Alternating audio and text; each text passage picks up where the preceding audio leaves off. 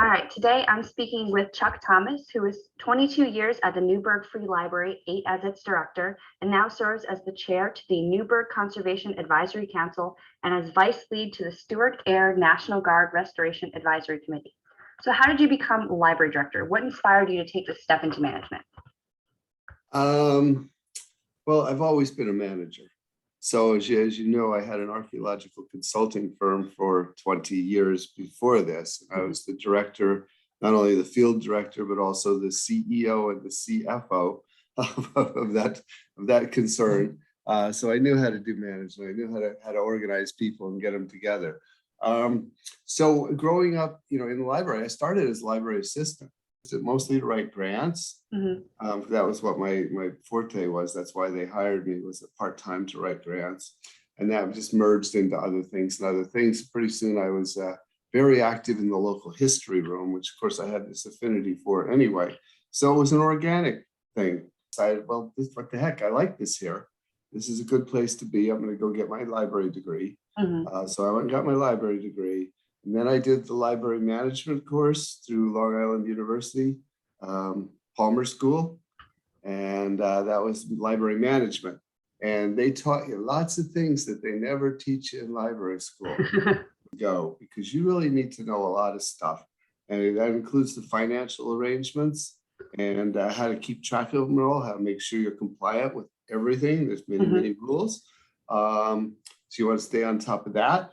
And so I took that, I graduated from that management class, and that started out, the most important thing I learned was make good friends with the secretaries and the custodians, because they're the ones that get everything done. If you really want to get something done. So that was always I always did that. I always looked at the folks that are on the floor doing the actual work, and I made sure I understood what their concerns were.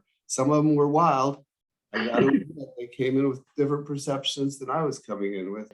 I was the de facto library manager without having the title several years under the director before me.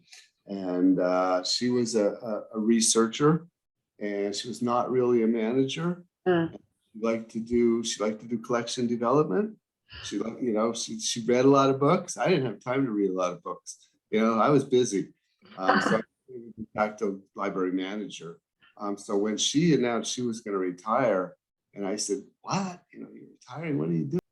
So I put my hat in the ring, and I think my background and my skill sets, but also my intersection with the community, is what got me the job.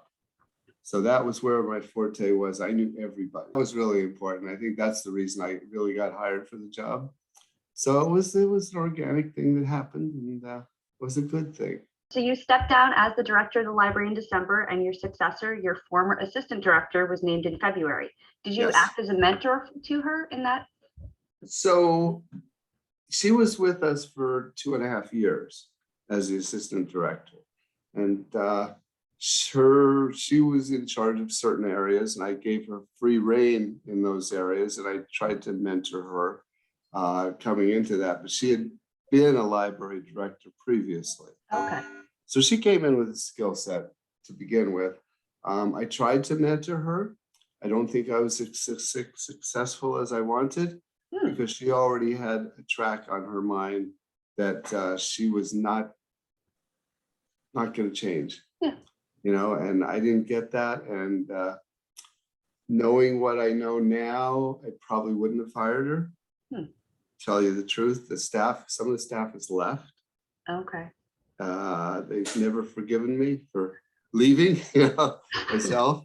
But some of them have left, and some of them have expressed that they're going to leave.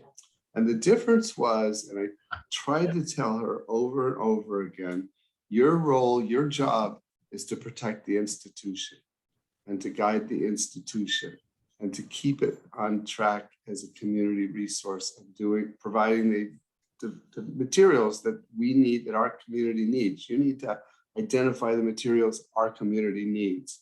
And like that, we had a lot of homeless population, more so several years ago than now. But I made sure at each contact desk, they had soup kitchens, places to sleep, places to get a shower, and it updated every month. We printed up a new update of it so that we could make sure these people, because that was their information need. So you have to look at what the information need is for the population that you're serving. Yeah. You have to do that in any business as well. If you're providing good service to a business, you have to look at what is the information need or the item needed by that population. I mean, at one point we were even putting together packets. I had some of my librarians were given the homeless sandwiches.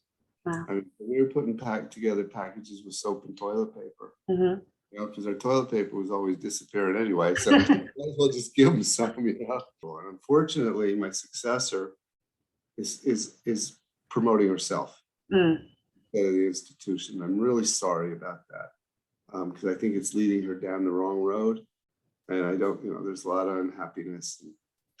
We shall see. Yeah. I'm sure the institution will survive. It's been around, and by some counts, it's the 9th oldest public library in the country. Yeah. I don't know, in whatever business you're in, you've got to understand the history of that business and where you've been before you know where you're going. Mm-hmm. No point. I mean, you don't have to get into the minutiae, but I think that's really important. And that's what she kind of lost in my mind. I think she's trying to make points for herself instead of the institution. So there you go. I didn't do a great job of mentoring her. It's been fantastic. Thank you. Wish you the best of luck.